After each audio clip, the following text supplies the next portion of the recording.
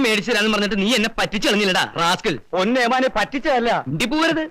അന്യായക്കാരൻ തന്ന 10 രൂപ പോലും ഞാൻ മറന്നു നിന്റെ ബിരിയാണിക്ക് വേണ്ടി.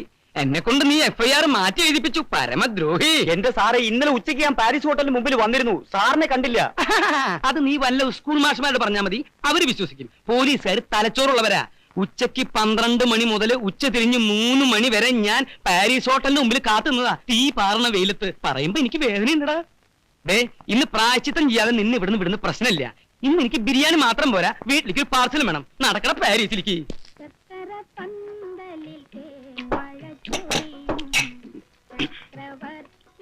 ഇടയ്ക്കേ ഈ അച്ചാറും തൊട്ടുകൂട്ടിയില്ലെങ്കില് പെട്ടെന്ന് ബിരിയാണി മട്ടയ്ക്കും. ഇപ്പൊ ശരിയായി. കരയാമ്പൂ കരയാമ്പൂ.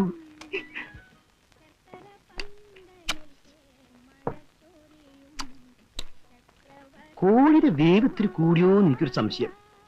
ഉമ്മറേ, പാഴ്സൽ റെഡിയോ? സാറേ, എടുത്തോണ്ടിരിക്കുക.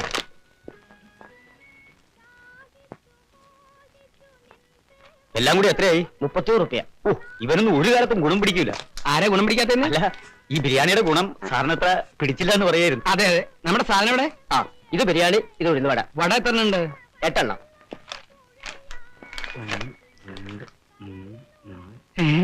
ഇല്ല സാറേ. എന്റെ ഭഗവാനെ, എന്ത് പറ്റി സാർ? 41ാം ചരമദിനം. മോഹൻദാസ്, ശ്രീദേവി. സ്നേഹസ്മരണകളോടെ മീര, മായ, മനു, മഞ്ജു. എന്താണ് ഈ കേൾക്കണത്?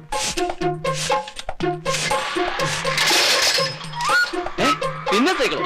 അപ്പൊ രാവിലെ എടുത്ത സൈക്കിൾ എന്ത്? അത് റോട്ടിൽ എവിടെങ്കിലും കാണും. റോഡിലെവിടെങ്കിലും മാറിക്കടോ. ആനക്കാര്യത്തിനിടയിലെ ചേനക്കാര്യം.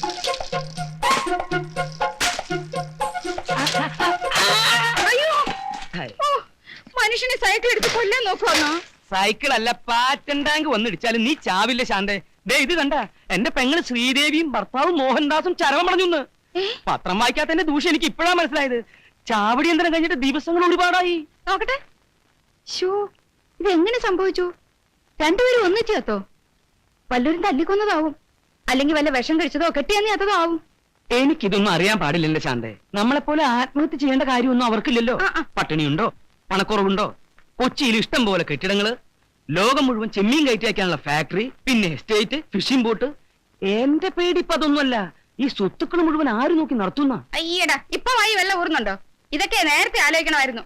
ആ ദരിദ്രവാസി ഇത്രയും വലിയ പണക്കാരനാവുന്ന ആരെങ്കിലും അറിഞ്ഞു എന്റെ ശാന്തേ? ഇതാ ഞാൻ പറഞ്ഞത്, നിങ്ങൾക്ക് ദീർഘവീക്ഷണവും ഇല്ല, ബുദ്ധിയില്ലാന്ന്. അത് കളാ. ഇനി നമ്മൾ വൈകൂടാ. എത്രയും വേഗം കൊച്ചിയിലെത്തണം. വല്ലവരും അവിടെ കയറി അധികാരം സ്ഥാപിക്കുന്നതിന് മുമ്പ്. മോഹൻദാസ് ജീവിച്ചിരുന്നപ്പോ കുറെ ശ്രമിച്ചല്ലേ അവിടെ കയറി പറ്റാൻ? എന്നിട്ട് നടന്നോ? അന്ന് നടന്നില്ല. അതുകൊണ്ടാ മരിച്ചപ്പോ കയറി പറ്റാൻ ശ്രമിക്കുന്നത്.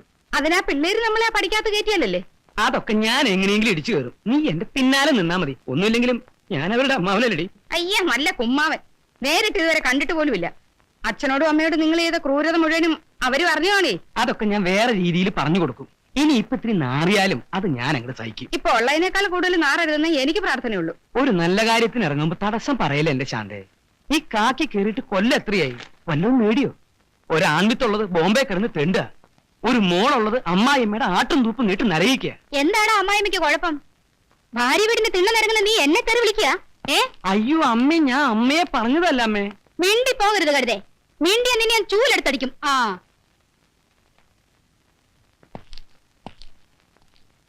അതെ, 4 കുട്ടികളാണ്.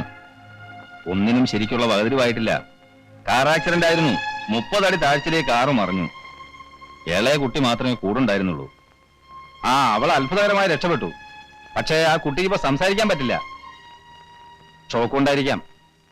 ആലോചിച്ച ഭയങ്കര കഷ്ട. അങ്ങനെ ബന്ധുക്കളായിട്ട് മോഹൻദാസിന് ആരുമില്ല. ഉള്ളവരുമായിട്ട് വലിയ അടുപ്പമില്ല. അറിയാലോ, he was A self made മാൻ. കോടതിയിൽ പെറ്റീഷൻ കൊടുത്താൽ മൂത്ത പെൺകുട്ടിയെ ഗാർഡിനാക്കിയിരിക്കുക. അതെ, അവളെ ആദ്യം മുതൽ ഇനി എല്ലാം പഠിപ്പിച്ചു തുടങ്ങണം. കോളേജിൽ പഠിച്ചുകൊണ്ടിരിക്കുന്ന കുട്ടിക്ക് എന്തോന്ന് എക്സ്പോർട്ട്, എന്തോന്ന് ചെമ്മീൻ കമ്പനി. പിന്നെ വിളിക്കാം. പുതിയ MD ഇന്ന് ചാർജ് എടുക്കുന്ന ദിവസമാ. അതെ, ആ സംഭവത്തിന് ശേഷം ആ കുട്ടി ഇന്ന് ആദ്യമായിട്ടാ ഈ കമ്പനി വരുന്നത്.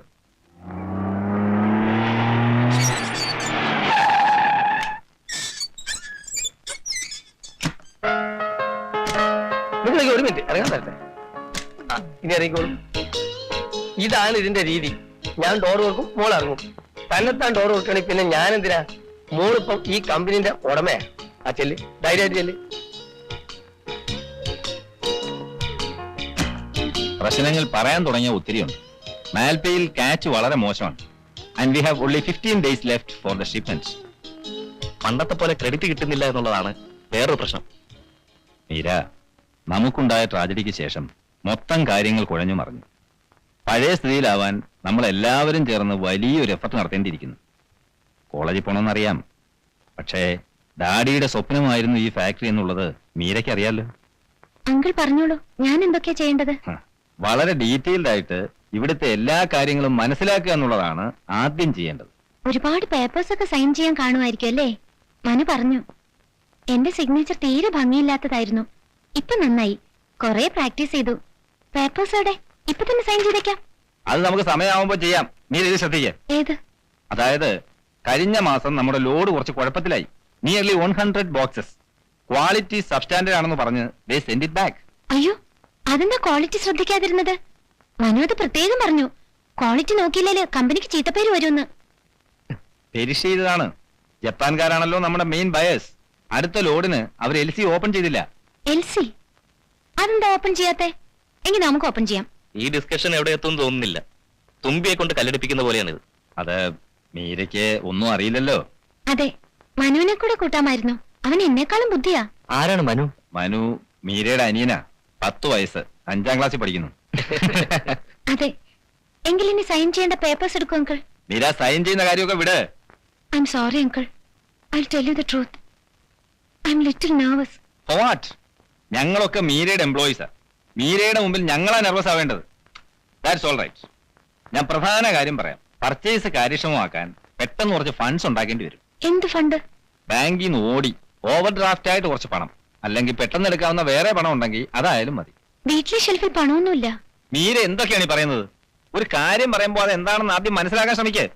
ചുമ്മാ സൈൻ ചെയ്യാം, ഷെൽഫിൽ പണമില്ല എന്നൊക്കെ പറഞ്ഞിട്ട് എന്ത് കാര്യമാ? സോറി, ഞാൻ വേറെന്തൊക്കെയോ ആലോചിച്ചു പോയി അങ്കിൾ. എന്താലോചിക്കാൻ? കാലത്ത് ഡോക്ടർ വന്നിരുന്നു.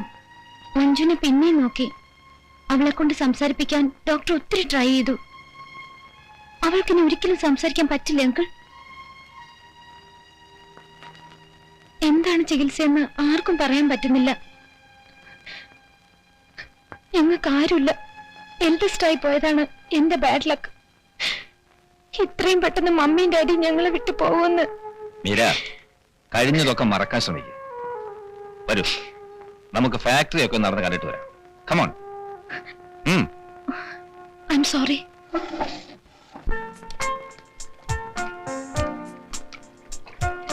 ഇതാണ് ക്ലീനിങ് ആൻഡ് സോർട്ടിംഗ് സെക്ഷൻ. ഇവിടെ 160ഓളം ലേബറേഴ്സ് ഉണ്ട്. 160 പേരെയൊന്നും കാണാനില്ലല്ലോ. 3 ഷിഫ്റ്റാ. ഓ, അപ്പൊ 24 hours ജോലി നടക്കൂ? ആ, മിക്കവാറും. ഇതാണ് പാക്കിംഗ് സെക്ഷൻ.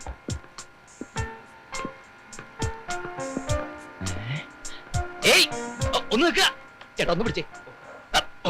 നിക്കണ്ട, പോരെ, അവര് കുഴപ്പക്കാരാ. കുഴപ്പക്കാരോ? ഒന്ന് നിൽക്കാൻ. അയ്യേ, നിൽക്കാൻ പറഞ്ഞപ്പോ കിടന്ന് ഓടുക. പഴയ MD-യുടെ മകള് പുതിയ MD ആയിട്ട് ചാർജ് എടുക്കുന്നു കേൾക്കാൻ തുടങ്ങിയിട്ട് നാള് പറയായേ. മീര ഇങ്ങോട്ട് വന്ന് കയറിയതേ ഉള്ളൂ. നിങ്ങൾ പോയി ജോലി ചെയ്യേ, പിന്നെ സംസാരിക്കാം. വേണ്ട, ഇപ്പൊ തന്നെ സംസാരിക്കാം. മൈ ഡിയർ MD, നിർഭാഗ്യവന്മാരായ 5 ലേബേഴ്സാണ് ഞങ്ങള്. പഴയ MD ഞങ്ങളെ സ്ഥിരപ്പെടുത്താന്ന് വാക്ക് തന്നിരുന്നത്. ഞങ്ങൾക്ക് ബോണസ് ഇല്ല, പ്രോഡ ഫണ്ട് ഇല്ല, ഗ്രാറ്റുവിറ്റി ഇല്ല, ഇൻക്രിമെന്റിൽ ഒരു മണ്ണാങ്കട്ട ഇല്ലെന്നേ. എന്നാൽ മറ്റുള്ളവരെ പോലെ ഞങ്ങൾ ജോലി ചെയ്യുന്നുണ്ട്. ഈ പറഞ്ഞ ആനുകൂല്യങ്ങളൊന്നും ഞങ്ങൾക്ക് കിട്ടുന്നില്ല എന്ന് മാത്രമല്ല, ഞങ്ങളുടെ ജോബ് സെക്യൂരിറ്റി വെറും 0%. ഇൻക്ലാബ് സിന്ദാബാദ്. നിർത്തോ, സംസാരിക്കുന്നിടല്ലേ തന്റെ ഇൻകുലാബ് വിളി. ഇൻകുലാബിന് നേരം കാലം നോക്കാണ്ടോ? വിപ്ലവം എപ്പോഴായാലും വിപ്ലവം തന്നെ. ശരി, തൽക്കാലം നിർത്ത്. അപ്പൊ പുതിയ MD-യുടെ അച്ഛൻ പഴയ MD-യുടെ വാക്ക് പാലിക്കാൻ പുതിയ MD തയ്യാറാവണം. ഇപ്പൊ തന്നെ, ഈ നിമിഷം തന്നെ ഞങ്ങൾ സ്ഥിരപ്പെടുത്തണം. നിർത്തോ. തനിക്ക് കുറച്ചെങ്കിലും കോമൺ സെൻസ് ഉണ്ടോ? 1-2 മുദ്രാവാക്യങ്ങൾ കാണാപ്പാടം പഠിച്ചെന്ന് വെച്ച് അത് എല്ലായിടത്തും കയറി അലർന്നത് ശരിയല്ല. ഡാഡി ഇങ്ങനെ പറഞ്ഞിട്ടുണ്ടെങ്കിൽ നമുക്കത് പിന്നീട് ഡിസ്കസ് ചെയ്യാം. കമോൺ. എന്റെ പൊന്നു മാനേജർ സാറേ, ദയവ് ചെയ്ത് ഞങ്ങളുടെ ഭാവി താങ്കൾ പാര വെച്ച് നശിപ്പിക്കരുത്. അങ്കിൾ, ഡാഡി പറഞ്ഞതല്ലേ, ഇവരെല്ലാരും ഇന്ന് തന്നെ സ്ഥിരപ്പെടുത്താം. അങ്ങനെ ചെയ്യാം, പക്ഷെ എല്ലാരും നന്നായി ജോലി ചെയ്യണം. ഓ, ഏറ്റു. പുതിയ MD നീണാൾ വാഴട്ടെ. പുതിയ MD നീണാൾ വാഴട്ടെ. പുതിയ MD നമ്മുടെ MD. പുതിയ MD നമ്മുടെ MD. എന്താ മീര ഇതൊക്കെ? MD നമ്മുടെ MD. ഇത്ര ഇമ്പോർട്ടന്റ് ആയ ഒരു കാര്യത്തിന് ഇങ്ങനെയാണോ ഡിസിഷൻ എടുക്കേണ്ടത്? തൊഴിലാളി എന്ന് പറഞ്ഞാൽ തീക്കൊള്ളിയാ. തീക്കൊള്ളി കൊണ്ട് തലയൊറിയാൻ പാടില്ല എന്ന് കേട്ടിട്ടില്ലേ? ഡാഡി വാക്ക് കൊടുത്തു. എവിടെ വാക്ക് കൊടുത്തു? നുണയല്ലേ? ഇവനെയൊക്കെ സ്ഥിരപ്പെടുത്തിയാൽ അടുത്ത നിമിഷം ഫാക്ടറിയുടെ ഗേറ്റിന് മുന്നിൽ കൊടി പൊങ്ങും. മാത്രമല്ല ഇപ്പൊ തന്നെ ഇവിടെ ലേബറേഴ്സിന്റെ എണ്ണം വളരെ കൂടുതലാ. അതൊക്കെ പോട്ടെ, ഡിസിഷൻ എടുക്കുന്നതിന് മുമ്പ് എന്നോടൊരു വാക്ക് ചോദിച്ചു. Sorry uncle. അങ്ങനെയാണെങ്കിൽ അവരെ സ്ഥിരപ്പെടുത്തണ്ട. അവൻ പറഞ്ഞത് കേട്ടില്ലേ, ഞാൻ അവന്റെ ഭാവിക്ക് പാര വെക്കുകയാണെന്ന്. ഇനിയിപ്പോ ഡിസിഷൻ മാറ്റിയാൽ അവൻ എന്റെ തലയെ കാണാൻ വരും. എങ്കിൽ സ്ഥിരപ്പെടുത്താം uncle. Oh Meera, you please use your common sense, your brain. I'm very sorry uncle. Okay, I shall deal it.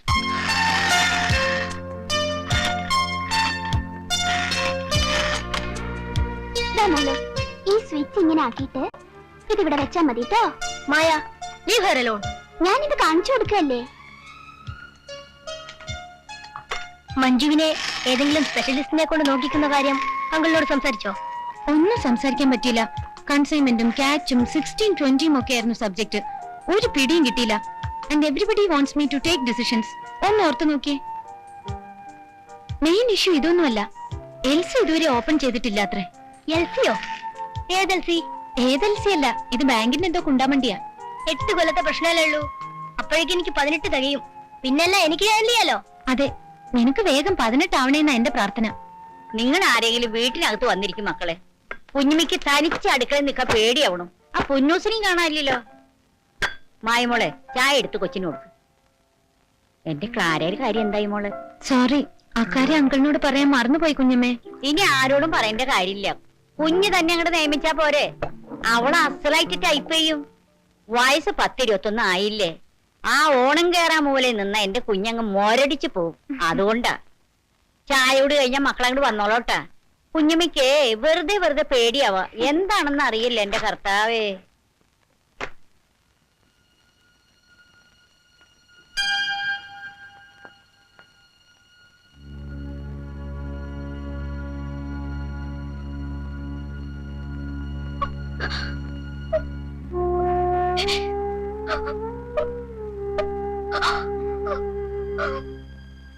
മായ, മായ,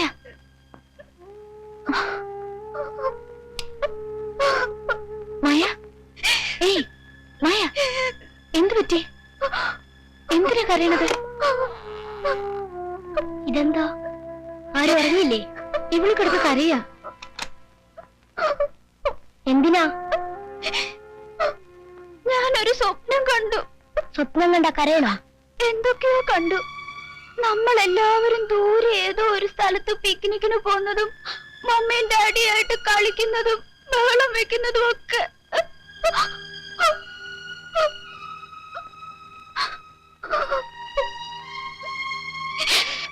ഉറങ്ങിക്കോ. വേണ്ടാത്തതൊക്കെ ഓർമ്മിച്ച് കിടന്നിട്ടാ ഇങ്ങനെ സ്വപ്നം കാണുന്നത്.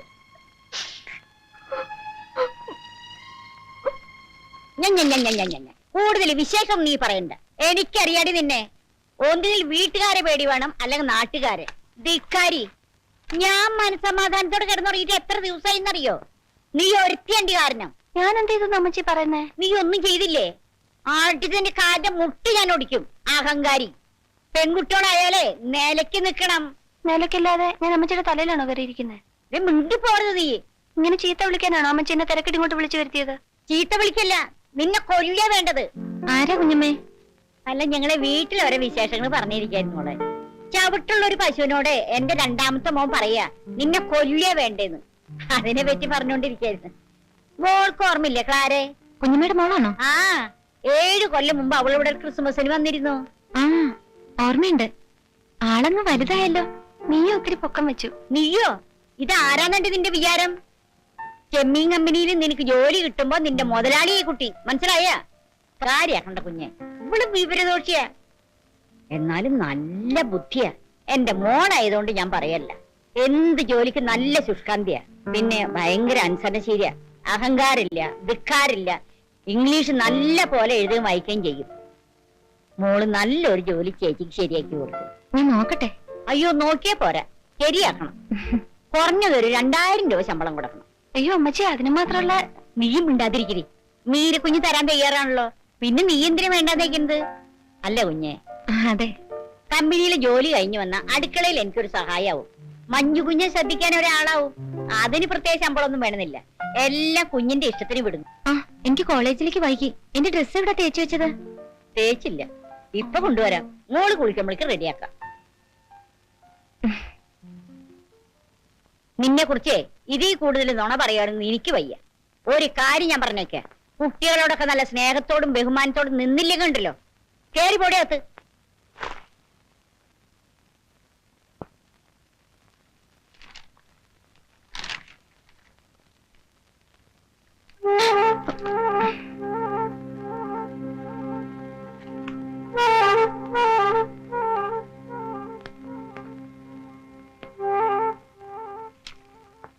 Yes? No. What? Yes. Who are you? വേല ഇറക്കണ്ട. വീട്ടിൽ ചെന്നപ്പോ 5 മിനിറ്റ് മുമ്പ് വണ്ടി വിട്ടു പോയുള്ളൂ എന്ന് പറഞ്ഞു. പിന്നെ ടൗൺ ബസ്സിന് കാത്തു നിന്ന് കഷ്ടപ്പെട്ട് അടിയും ഇടിയും തൊഴിയും കൊണ്ടാണ് ഞാനിവിടെ വന്നിരിക്കുന്നത്. എന്റെ ബ്ലഡ് വല്ലാതെ ഹീറ്റ് ആയിരിക്കുക. ആന കൊടുത്താൽ ആശ കൊടുക്കരുത്. തൊണ്ട പൊട്ടുമാറ് പുതിയ എം ഡി നീണാൾ വാഴട്ടെ എന്ന് വിളിച്ചട്ടകസിച്ച ഞങ്ങളെ ഒരുമാതിരി വടിയാക്കരുത്. ഇത് കോളേജാണ്. കോളേജൊക്കെ ഞാനും കുറെ കണ്ടതാ. എന്താ മീര? ആരെയാണ് അത്?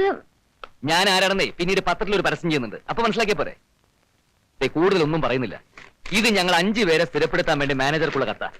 ഇതിലൊന്ന് പേരെഴുതി ഒപ്പിട്ടേ. അതിപ്പോ നിങ്ങളെ ഫാക്ടറിയിൽ വരുമ്പോ. ഫാക്ടറിയിൽ വരണ്ട, തൽക്കാലം ഇവിടെ ഒപ്പിട്ടാ മതി. എന്താ മീര പ്രശ്നം? ഇയാളെ ബ്ലാക്ക്മെയിൽ ചെയ്യാൻ ശ്രമിക്കാണോ? ബ്ലാക്ക്മെയിൽ ചെയ്ത താൻ എന്തു ചെയ്യും? ഒരുമാതിരി ബസ് സ്റ്റോപ്പിൽ പഞ്ചരടിക്ക് നിൽക്കുന്ന പൂവാലന്മാരോട് പെരുമാറുന്ന പോലെ എന്നോട് പെരുമാറിയുണ്ടല്ലോ. അടിച്ചു മുക്കിനെ ഷേപ്പ് ചെയ്യാൻ പറ്റും. ഒപ്പിടം ഡി. തന്ന വാക്ക് പാലിക്കാൻ മാത്രമല്ലേ ഞാൻ പറഞ്ഞോളൂ. നേരം പോകുന്നു. ഫോൺ ചെയ്ത്. ആ കളി വേണ്ട. ഒപ്പിടാതെ ഞാൻ ഇവിടുന്ന് പോകുന്ന പ്രശ്നമേ ഇല്ല.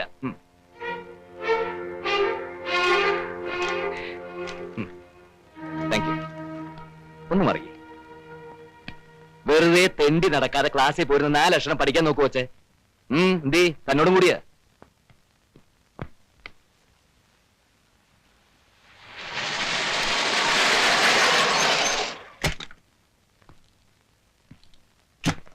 Good evening uncle. Good evening uncle. അല്ല, എന്താ മീരയുടെ ഉദ്ദേശം? എന്താ അങ്കിൾ? കാര്യങ്ങളെല്ലാം ഞാൻ പറഞ്ഞു മനസ്സിലാക്കി തന്നല്ലേ. എന്നിട്ടും എന്താ ഇങ്ങനെ സില്ലിയായിട്ട് പെരുമാറിയത്? ഇന്നത്തെ ചുറ്റുപാടിൽ അയാളെ സ്ഥിരപ്പെടുത്താൻ കഴിയില്ല എന്ന് ഞാൻ പറഞ്ഞതല്ലേ. പിന്നെ എന്തിനാ ഇങ്ങനെ എഴുതി കൊടുത്തയച്ചത്? അത് അങ്കിൾ അയാൾ കോളേജിൽ വന്ന് ബഹളം ഉണ്ടാക്കാൻ തുടങ്ങി. ബഹളം ഉണ്ടാക്കിയ പ്രിൻസിപ്പലിനോട് കംപ്ലൈന്റ് ചെയ്യണം. രേഖാമൂലം എഴുതി കൊടുത്തയച്ചാണ് സ്ഥിരപ്പെടുത്താമെന്ന്. അതുകൊണ്ട് അയാൾ കോടതി വരെ പോവാം. അറിയാമോ? ഇനി എന്താ ചെയ്യാ അങ്കിൾ? ഞാൻ ഒരു കണക്കിന് ആ കടലാസ് വാങ്ങിച്ച് കീറി കളഞ്ഞു. അപ്പൊ അയാൾ ഇനിയും കോളേജിലേക്ക് വരുമോ? ഞാൻ പറഞ്ഞു വരട്ടിയിട്ടുണ്ട്. ഇനി അഥവാ വന്നാൽ തന്നെ കുട്ടിക്കൊന്നും അറിയില്ല എന്ന് പറഞ്ഞു ഒഴിഞ്ഞാൽ മതി. ഞാൻ ഇറങ്ങുക. പ്രസിഡൻസിയിൽ ഒരു ഡിന്നർ ഉണ്ട്.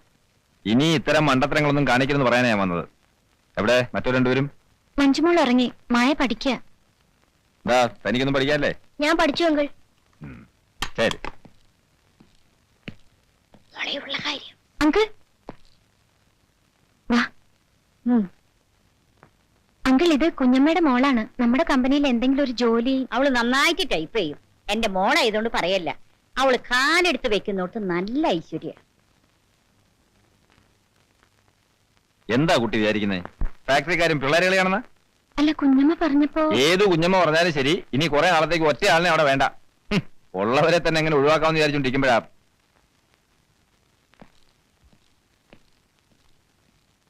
കുഞ്ഞമ്മേ. കേട്ടു. ഇത്ര മനുഷ്യപ്പറ്റില്ലാത്ത ആളുകളെ എന്തിനാ മാനേജർമാരായിട്ട് വെക്കുന്നത്? കുട്ടിക്ക് ഇവിടെ ഒരു അധികാരമില്ലേ? കുഞ്ഞമ്മേ, ഒരു 8 കൊല്ലം കഴിഞ്ഞോട്ടെ, പിന്നെ എല്ലാം ഞാൻ നോക്കിക്കോളാം. അതുവരെ ഞാൻ വിളി കൊണ്ട് എവിടെ പോവും? നാട്ടിലേക്ക് തിരിച്ചയച്ചൂടെ?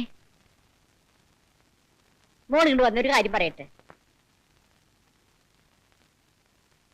ഇനി മോളോട് ഞാനോട് സത്യം പറയട്ടെ. എന്താ കുഞ്ഞമ്മേ? ഇവിടെ നാട്ടിലേക്ക് അയച്ചാ ഭയങ്കര കുഴപ്പാ. മോൾ ഇതാരോടും പറയരുത്. ഇല്ല. ഇവളവിടെ പല കുലുമാലുണ്ടായിക്കൊണ്ടാ പെട്ടെന്ന് ഞാൻ ഇങ്ങോട്ട് വരുത്തിയത്. ഒരു മുസ്ലിം ചെക്കനായിട്ടേ ഇവിടെ സ്നേഹാണെന്നോ കല്യാണം കഴിക്കാൻ പോണെന്നോ മോളോട് ഞാനിതൊക്കെ എങ്ങനെയാ പറയാ? നാട്ടിലാകെ പ്രശ്നങ്ങളാ. എന്തായാലും ഇപ്പൊ അവളവിടെ നിന്ന് ഇറക്കി വിടരുത്. എന്റെ പൊന്നും കൂടെ അല്ലേ. കുഞ്ഞമ്മ സമാധാനിക്ക്. നമുക്ക് വഴിയുണ്ടാക്കാം.